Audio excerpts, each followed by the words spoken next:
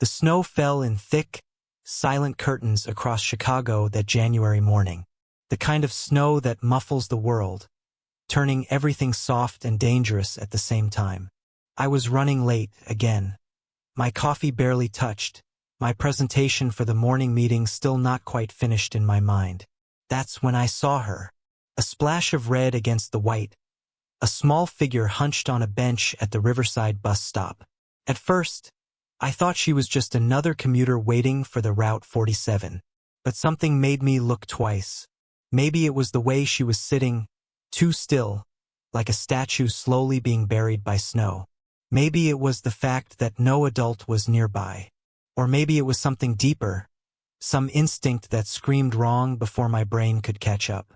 I pulled over, my Honda's tires crunching on the fresh snow. Through my windshield, I could see her more clearly now. A child, couldn't have been more than 7, wearing a red coat that had seen better days. No gloves, no scarf, and her lips were turning blue. "Hey!" I called out, stumbling through the snow toward her. "Hey, sweetheart, are you okay?" She didn't respond. Her eyes were half closed, her breathing shallow and rapid. Up close, I could see she was shaking violently, her small body racked with tremors she couldn't control. And then I saw the bracelet on her wrist. Medical alert. I grabbed her arm gently. It was like ice, and read the engraved words that would haunt me forever. Lily Chun, type 1 diabetes, insulin-dependent, emergency contact, State Child Services. State Child Services. Not mom, not dad, not even a name. "Lily," I said, my voice sharp with urgency. "Lily, can you hear me?" Her eyes flickered open, brown and unfocused. "Cold," she whispered. "So cold." I was already dialing 911 with shaking fingers while stripping off my coat to wrap around her. "Yes, I need an ambulance at the Riverside Avenue bus stop near McCormick Park. I have a 7-year-old girl, diabetic, possible hypothermia, unresponsive." "Is she with a guardian?" the dispatcher asked. I looked around the empty street. 7:15 on a Wednesday morning, and this child was alone. "No, she's alone. Ambulance is on the way. Stay with her. Try to keep her warm and awake." I gathered Lily into my lap, wrapping my arms around her tiny frame. She weighed nothing. "Lily, stay with me. Okay? Help is coming." "What are you doing out here alone?" "Waiting," she murmured, her words slurring. "They said, wait here. Someone coming." "Who said? Who's coming?" But her eyes were closing again. I rubbed her arms, her back, trying to generate heat. No, stay awake. Tell me about school. Do you go to school near here?" "Jefferson. Elementary." Each word was an effort. "3rd grade." "That's great. 3rd grade is awesome. What's your favorite subject?" "Reading." A tiny smile flickered across her face. "Love stories." "Me too. I love stories." "Hey, Lily, I'm going to tell you a secret. Okay?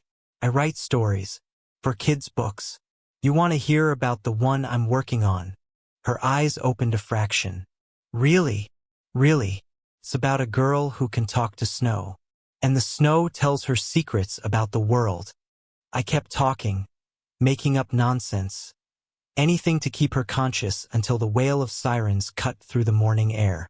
The paramedics took over with efficient professionalism. Blood sugar check, dangerously low. Temperature, hypothermia confirmed. They had her in the ambulance in minutes, and 4 already started, warm blankets piled on top of her small body.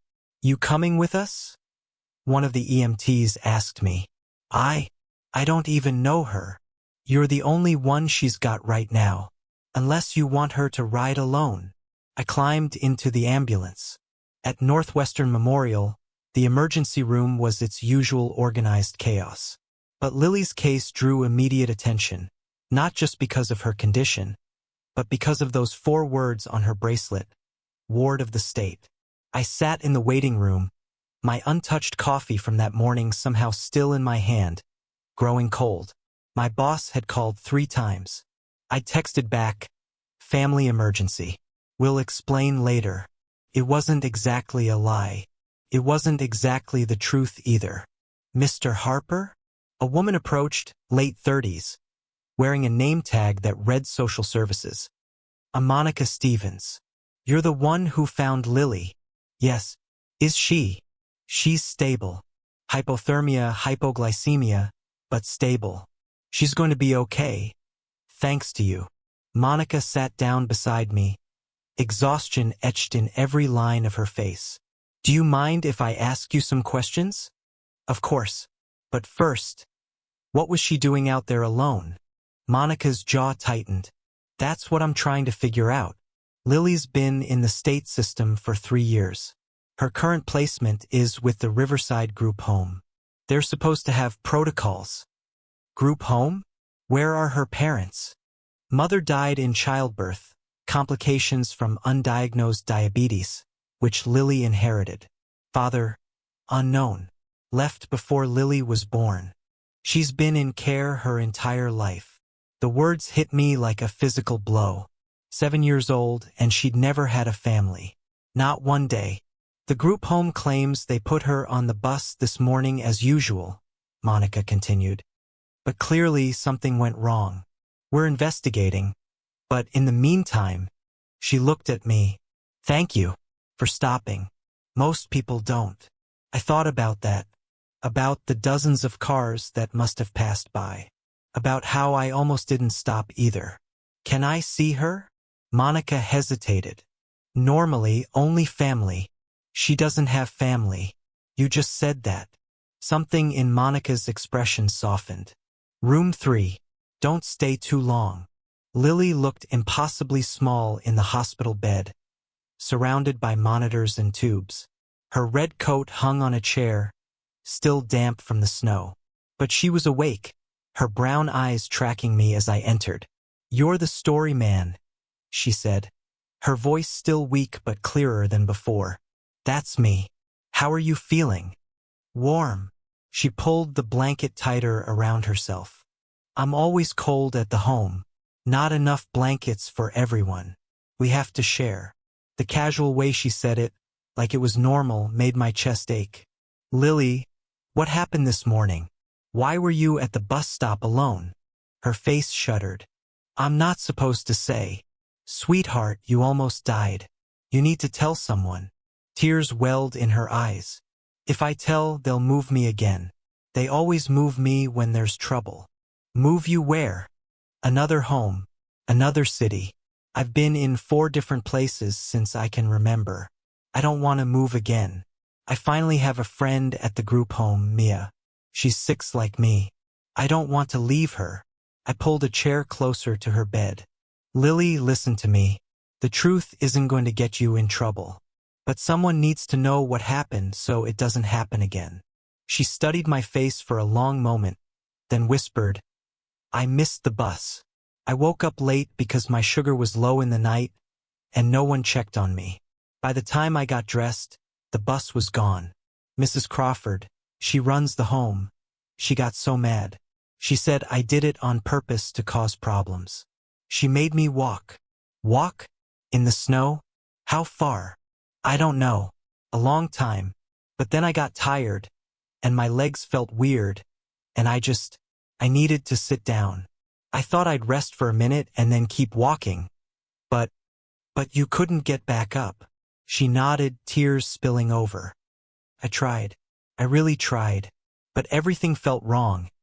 And I was so cold, and I couldn't make my legs work anymore. I wanted to rage. I wanted to find Mrs. Crawford and ask her what kind of monster sends a diabetic 7-year-old out into a blizzard alone. But Lily was watching me with those 2 old eyes, waiting for me to confirm what she already believed. That adults couldn't be trusted, that she was on her own. Instead, I said, "You know what? You're the bravest person I've ever met." Her eyes widened. "I am." "Absolutely. You walked through a snowstorm by yourself. That takes courage." "But I failed. I didn't make it to school." "Lily, you survived. That's not failing. That's winning." A small smile crossed her face. "Will you tell me another story? About the girl who talks to snow?" So I did. I sat there for 2 hours, making up an entire adventure, watching the color slowly return to her cheeks, seeing her smile grow less tentative. And somewhere during those 2 hours, something shifted in my chest. I was 34 years old. I'd built a decent career as a children's book author and illustrator. I had a comfortable apartment in Lincoln Park, a reliable car, and a life that was fine, quiet, predictable, safe, but empty. I told myself I was happy with my solitary existence, that I'd had my chance at family, a relationship that ended badly 5 years ago, and I was content to focus on my work. Looking at Lily, I realized I'd been lying to myself. The investigation into the Riverside Group home moved quickly once the truth came out. Turns out, Lily wasn't the only child who'd been neglected. Mrs. Crawford and her staff were understaffed, overwhelmed, and cutting corners that endangered children's lives. The home was shut down within a week, which meant 12 children, including Lily, needed new placements. Immediately, the system is overwhelmed. Monica told me over coffee at a shop near the hospital. We have more kids than beds. Lily's medical needs make it especially difficult. Most foster families aren't equipped to handle type 1 diabetes. What happens to her? Best case scenario? We find a specialized medical foster home. Worst case? She stays in emergency shelter care until something opens up. Monica's voice was flat, professional, but I could hear the exhaustion underneath. She'll be fine. These kids are resilient. She's 7. She shouldn't have to be resilient. Monica looked at me with tired eyes. Welcome to child welfare, Mr. Harper. None of these kids should have to be resilient. But they are because they have no choice. That night I couldn't sleep. I kept seeing Lily's face, hearing her small voice. I'm always cold at the home. At 2 a.m., I was at my computer, Googling foster care requirements for Illinois. At 3 a.m., I was reading about managing pediatric diabetes. At 4 a.m., I was staring at the empty second bedroom in my apartment, the one I used for storage, imagining it painted yellow. Lily had mentioned yellow was her favorite color. At 5 a.m., I admitted what I'd known since I found her at that bus stop. I couldn't let her disappear into the system. I couldn't go back to my safe, quiet, empty life knowing she was out there somewhere, cold and alone. At 8 a.m., I was in Monica's office. I want to foster Lily. Monica looked up from her mountain of paperwork, surprise flickering across her face. Mr. Harper, call me Ryan. And before you tell me all the reasons I can't, let me tell you why I can. I pulled out a folder I'd prepared. I work from home. My schedule is flexible. I have medical insurance through my publisher. I've already contacted Lily's endocrinologist about diabetes management training. I have a spare bedroom. I have references from my editor, my building manager, and 3 of my neighbors. I've passed every background check I can think of. And most importantly, I promised Lily I'd make sure she was okay. This is how I do that. Monica stared at me for a long moment. You've known this child for a week.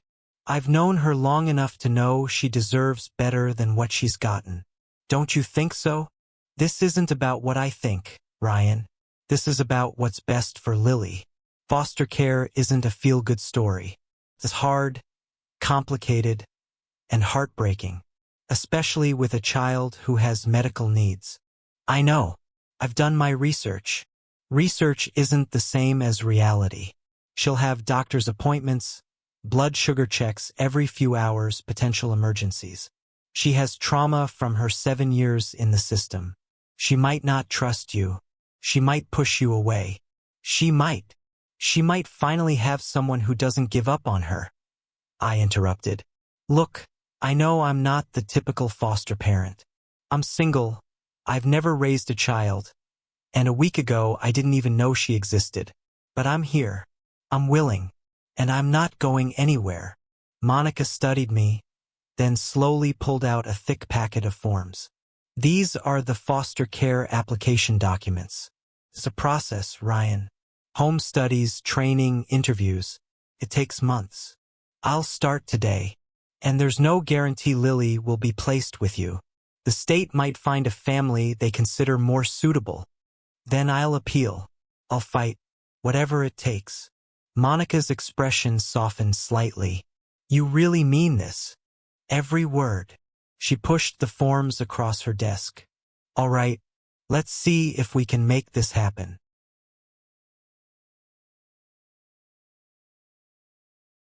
Fostering is a marathon disguised as bureaucracy. First came the background checks. Federal, state, local. They fingerprinted me, investigated my entire life history, contacted every employer I'd ever had, every landlord, every reference. Then the home study. A social worker named Patricia came to inspect my apartment with a clipboard and a critical eye. Was there enough space? Proper fire exits? Child-proofing? Did I have a plan for Lily's medical needs? What about emergencies? What about my work schedule? This is a one-bedroom converted to a two-bedroom, Patricia noted, measuring Lily's would-be room. It's small. It's bigger than sleeping in a room with 5 other kids. She looked at me sharply, then her expression softened. Fair point. Next came the training. 12 weeks of foster parent education.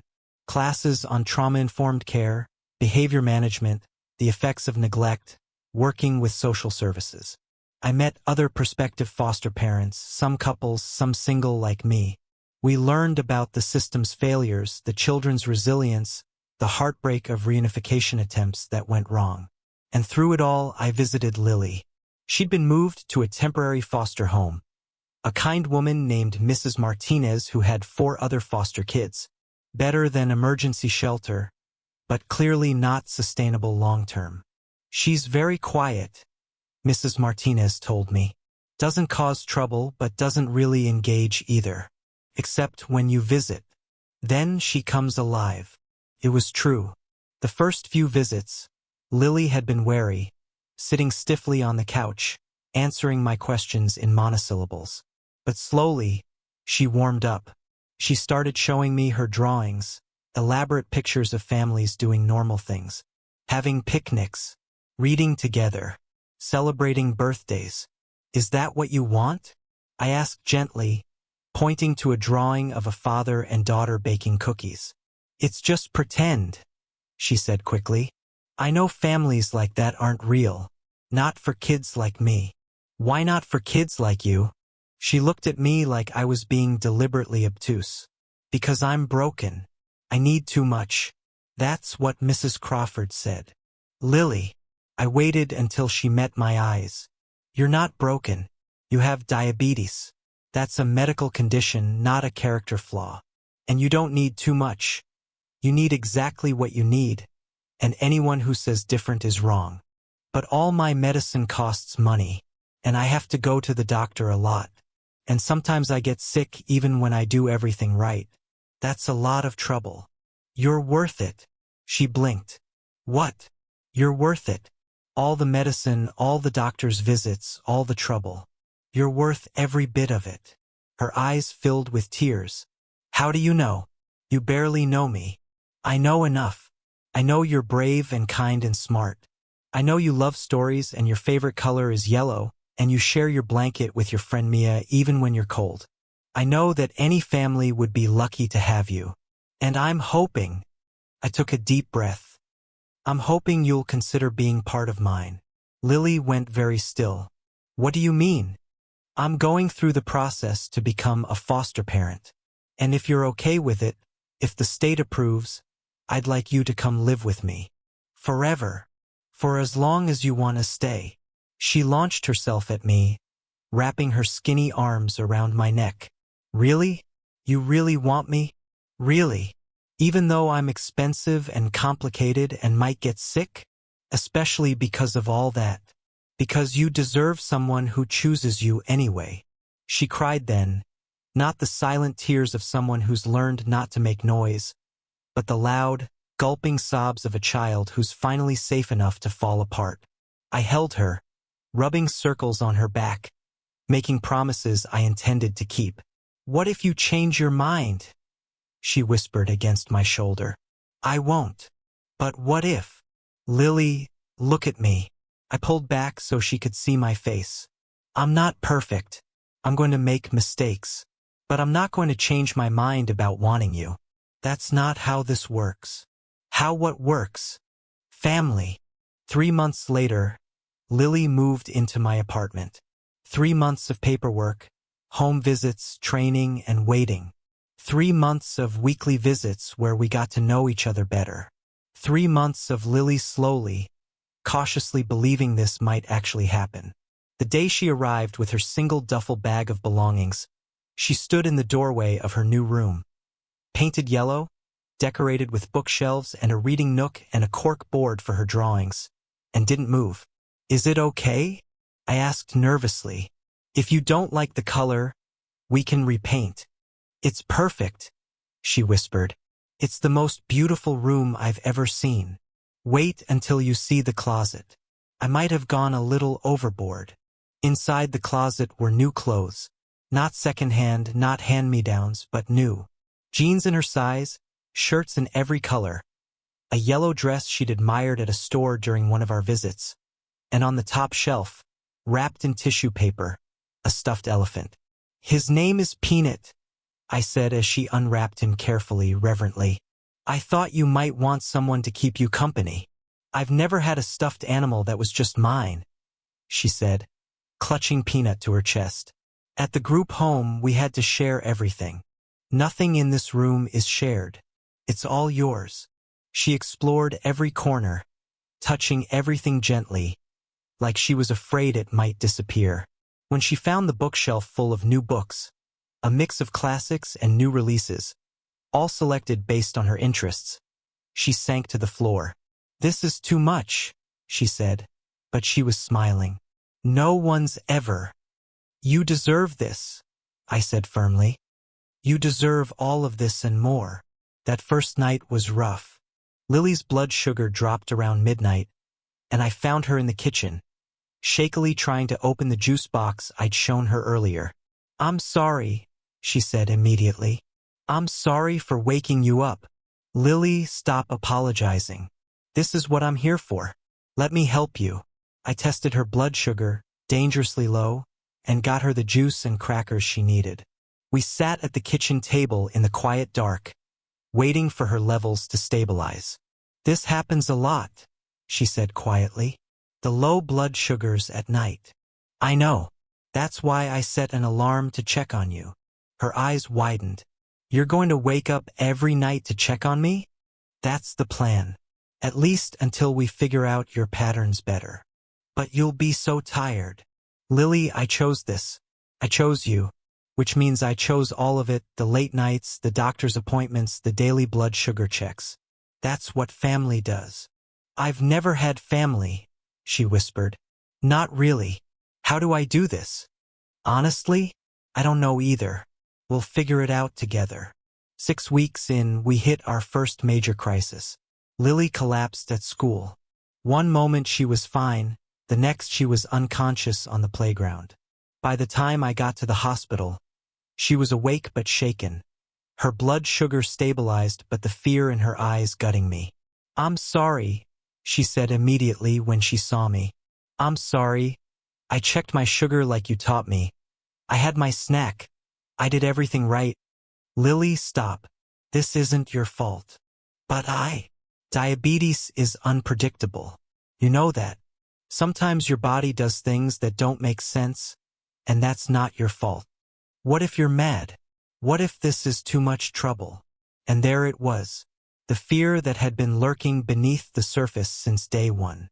The belief that she was one emergency away from being returned, like a defective product. I pulled a chair next to her hospital bed and took her hand. "Lily, look at me. I'm not mad. I'm not sending you back. There is no back anymore. This is your home. I'm your family, and diabetes emergencies are part of our life together. Okay? Really? Really? You're stuck with me. What if I have more emergencies? Then we'll handle them. Together. That's what families do. What if I cost too much money? Then I'll figure it out. Lily, there is nothing, no emergency, no bill, no complication, that's gonna make me give up on you. Do you understand? She studied my face for a long time, then whispered, I think I'm starting to. The endocrinologist adjusted Lily's insulin regimen. We installed a continuous glucose monitor that would alert my phone when her blood sugar was trending dangerous. We created an emergency plan with her school. But more than the medical logistics, we worked on trust. On helping Lily believe that she didn't have to be perfect to be loved. That emergencies didn't mean failure. That she could take up space, need things, make mistakes, and still be wanted. It was slow. 2 steps forward, 1 step back. But gradually I saw changes. She started calling me Dad without prompting. She began bringing friends home from school. She stopped apologizing for existing. She started talking about the future, about 4th grade, about birthday parties, about summer vacation, like she believed she'd still be here for them. 1 year after Lily moved in, Monica came for a routine visit. We sat in the living room while Lily did homework at the kitchen table, her tongue sticking out in concentration as she worked on math problems. She's thriving, Monica said quietly. The school reports are excellent. Her medical management is better than we've seen in her entire file. She's gained weight. She's sleeping through the night. She's happy. I finished. Yes, she is.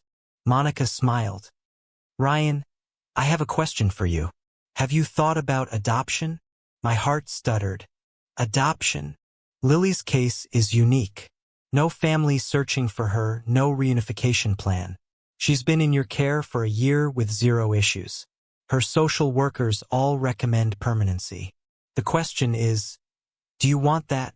More than anything, I said immediately. But I thought foster care came first, then maybe, usually. But in Lily's case, there's no reason to wait. If you're interested in adopting, we can start the process now. What does Lily want? Why don't we ask her? We called Lily into the living room. She looked between us nervously, already anticipating bad news. Years in the system had taught her that official conversations meant changes, and changes usually meant loss. Lily, Monica said gently, you've been with Ryan for a year now. How do you like living here? I love it, Lily said immediately. This is the best home I've ever had. Please don't make me leave. No one's making you leave, sweetheart, I said quickly. Actually, we wanted to ask you something. How would you feel about staying permanently? About becoming a real family, legally? You mean adoption? If that's what you want.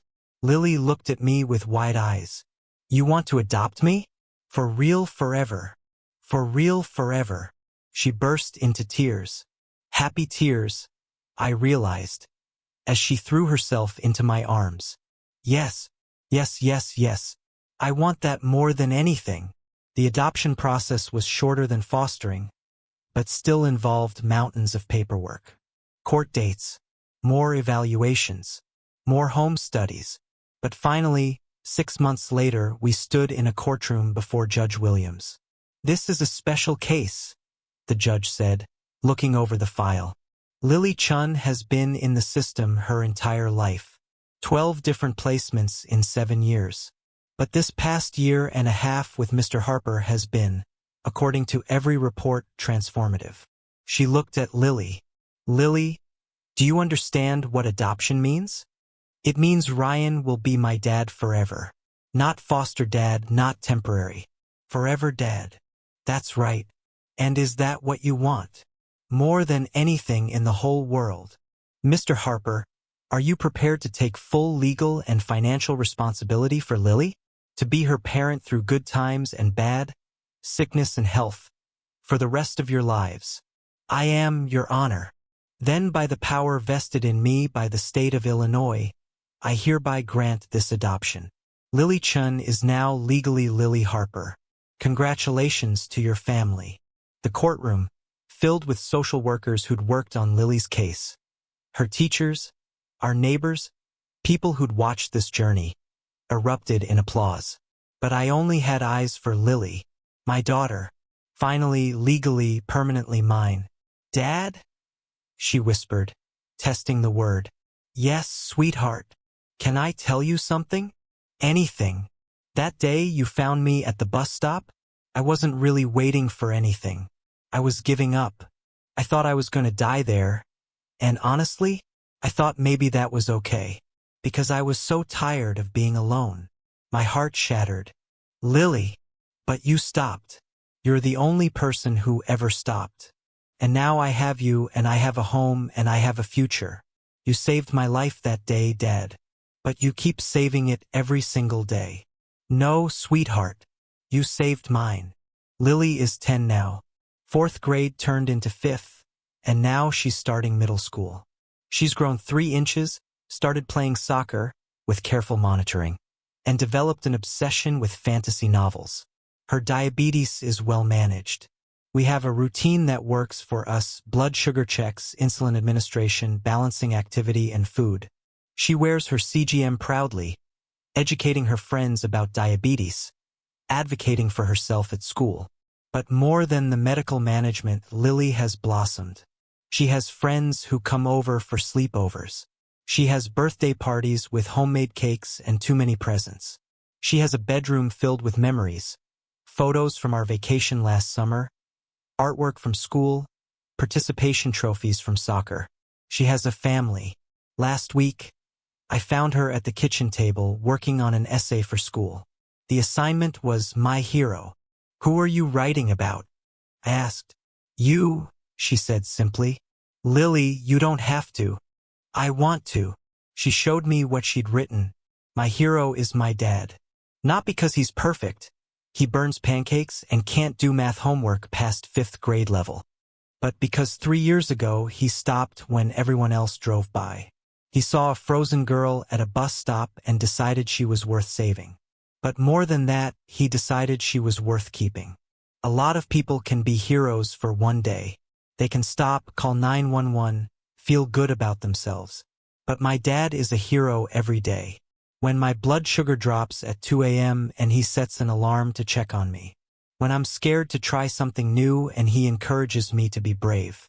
When I mess up and he reminds me that mistakes don't change love. He chose me when I was broken and cold and alone. But he keeps choosing me every single day. That's what makes him a hero. Not one big moment, but 1,000 small ones. Because of him, I know what family means. It's not about being perfect or easy. It's about showing up.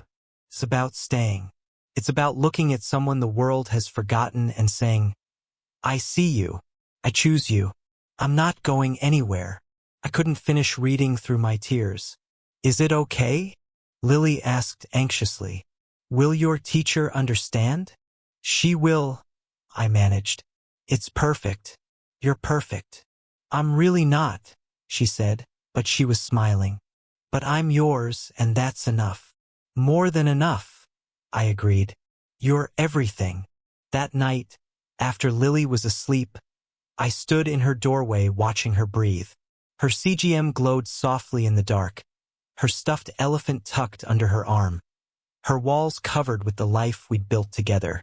I thought about that morning 3 years ago, about almost driving past, about how close I came to missing this.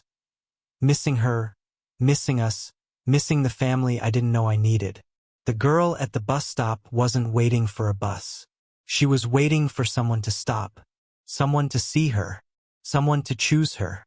I just happened to be the one who did. But really, she chose me right back.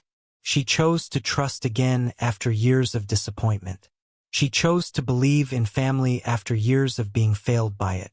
She chose to open her heart after years of protecting it. We saved each other that day. And we keep saving each other every single day. That's what family does. That's what love means. That's what happens when you stop, really stop, and see the person everyone else drives by.